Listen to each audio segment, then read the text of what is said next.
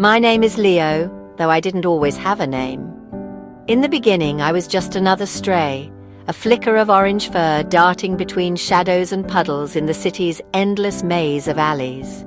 The world was loud and indifferent, filled with the rumble of cars, the clatter of footsteps, and the distant wail of sirens. I was small, uncertain, and invisible to most. I didn't know what it meant to belong, or even to be seen. My days blurred together, each one a test of survival.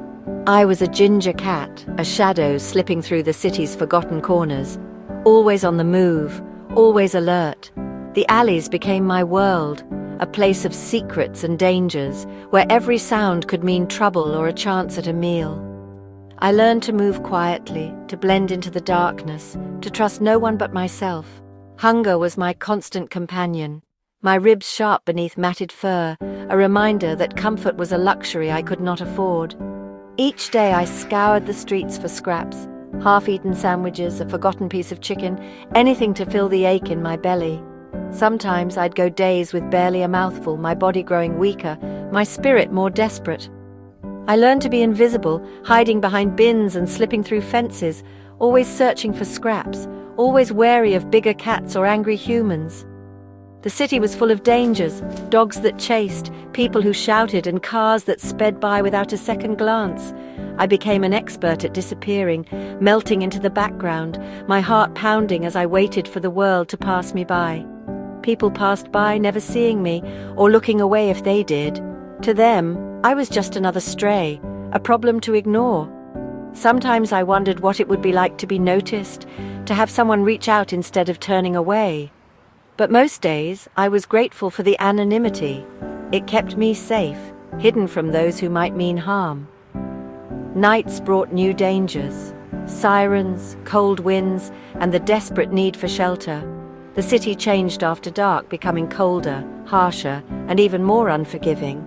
I searched for places to hide, a cardboard box tucked behind a dumpster, the narrow space beneath a parked car, anywhere that offered a little warmth and protection from the elements.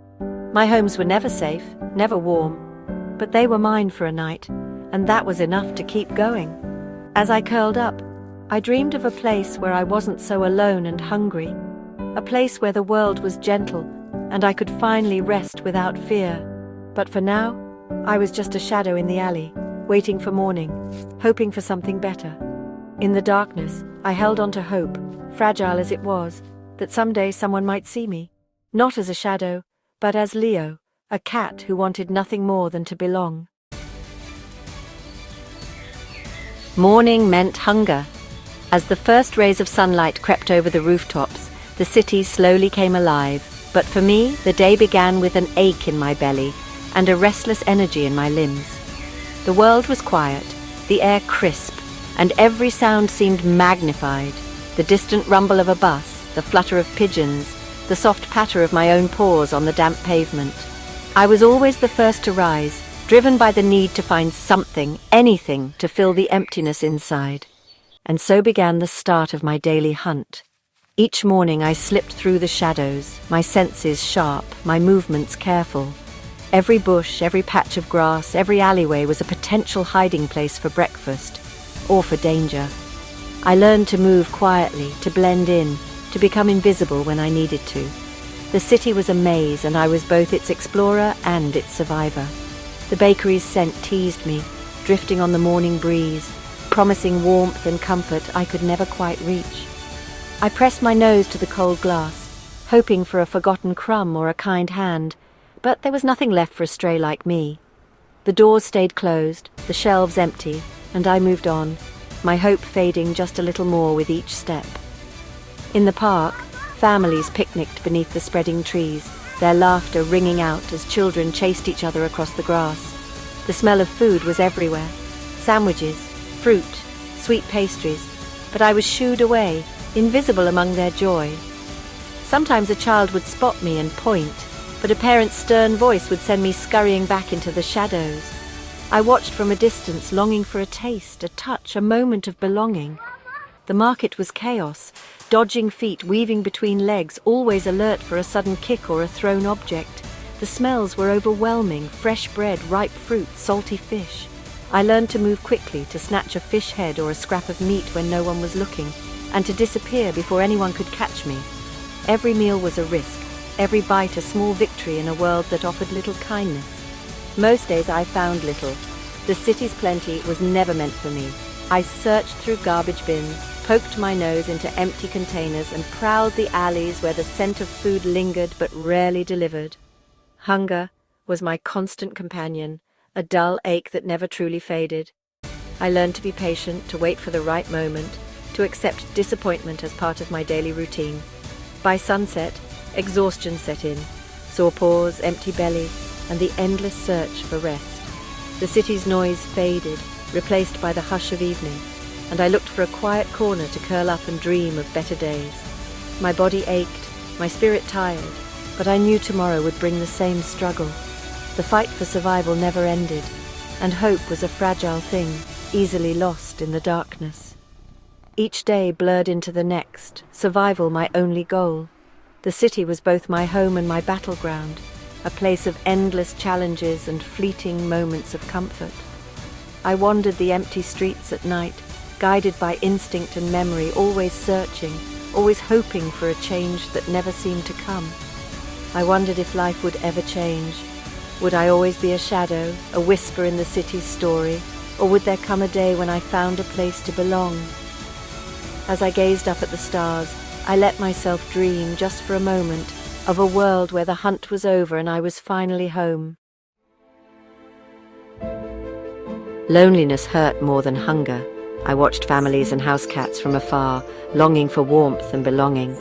Fear ruled my life, every noise a threat, every human a danger. I trusted nothing, kept my distance, and survived in silence. At night, I'd watch the lights in homes, aching for connection. My meows were lost in the city's noise, my heart as empty as my stomach. I dreamed of a gentle touch, a place to belong, but every morning I woke to the same harsh reality. The day was colder than most, the kind of cold that seeps into your bones and makes you feel invisible. Rain poured relentlessly from a heavy sky, drenching the city in a grey, unwelcoming haze. I wandered the streets, my fur soaked and heavy, searching for any place that might offer a little warmth or shelter. Eventually I found myself huddled beneath the overhang of an old apartment building, the brick walls rough against my back, the pavement beneath me slick and cold. I was exhausted, hungry, and utterly alone. Weak and shivering, I was ready to give up. My body ached from days without proper food, and my spirit felt as battered as my body. Each drop of rain seemed to echo the hopelessness I felt inside. I curled tighter, trying to make myself small, wishing I could disappear into the shadows and escape the harshness of the world outside. Suddenly the silence was broken by the creak of a door. I looked up, startled, expecting to see someone shooing me away. Instead, a man appeared in the doorway. He was quiet, gentle, and his presence was calm, not angry or loud like others I'd encountered before. He didn't shout or wave his arms. He simply stood there, watching me with a kind of quiet curiosity. He saw me but didn't chase me away. For a moment we just looked at each other, two souls caught in the rain, both searching for something. Maybe comfort, maybe understanding. I waited for the usual scolding or the slam of the door, but it never came. His eyes held concern, not threat. There was a softness in his gaze, a gentle worry that made me feel seen for the first time in ages. It was as if he understood my fear, my hunger, and my loneliness without a single word being spoken. He spoke softly, his voice barely audible over the rain, but the tone was soothing. Then, without any sudden movements, he disappeared inside, leaving the door to close gently behind him. I was left alone again, but something had shifted. A tiny spark of curiosity flickered within me. Minutes later, the door opened once more. The man returned, this time carrying a white bowl.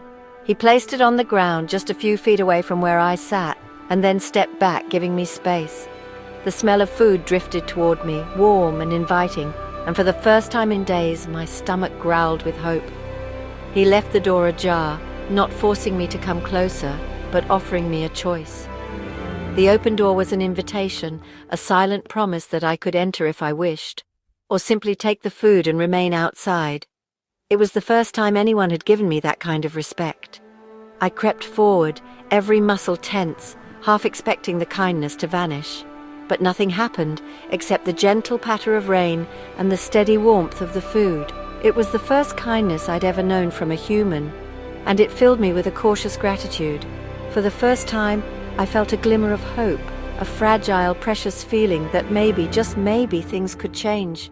In that moment, the world didn't seem quite so cold, and I allowed myself to believe that kindness was possible, even for someone like me. The bowl smelled of fish, real food, not scraps. Fear and hunger battled inside me, but hunger won. I crept forward, ready to flee, but the man stayed still. The food was delicious, the first real meal I'd had in ages. Warmth spread through me, not just from the food, but from being cared for. I looked at the man, our eyes meeting in silent thanks. Then I slipped back into the shadows, but something inside me had changed. I would not forget the man with the kind eyes and the white bowl. The next day, I returned, hoping for more than food. The man was there, smiling, bowl in hand. Our routine began. He'd place the bowl, I'd eat, and he'd watch from a distance. Each day, my fear lessened, replaced by trust. He spoke gently, never forcing closeness. I began to wait for him, greeting him with a meow. The distance between us shrank. I ate closer to him, even cleaned my fur nearby. The fear that ruled my life faded, replaced by a sense of safety. This man was different. He was becoming my friend. One cold evening after I finished eating, the man opened his door wide. He looked at me, then inside, inviting me in. Curiosity and trust battled my old fears. I stepped inside, drawn by warmth and the memory of his kindness. The apartment was cozy, filled with soft light and safe smells. I explored cautiously, then curled up on a rug near the heater. The man let me be, understanding my need for space. For the first time, I slept warm and safe, purring softly. It was the start of a new life. Living inside was a revelation. The man, Alex, kept my bowl full and gave me a name, Leo. His gentle touch replaced the fear of rough hands. I learned to seek his affection, rubbing against his legs and curling up beside him. We developed routines, breakfast together, games with string, quiet evenings on the sofa. My purr became a constant sound, the emptiness in my heart slowly filling. Our friendship was built on trust and quiet companionship. Alex gave me a second chance. I gave him a friend. We made each other's lives less lonely. My life is unrecognizable now. My fur is clean, my belly full, and my days peaceful.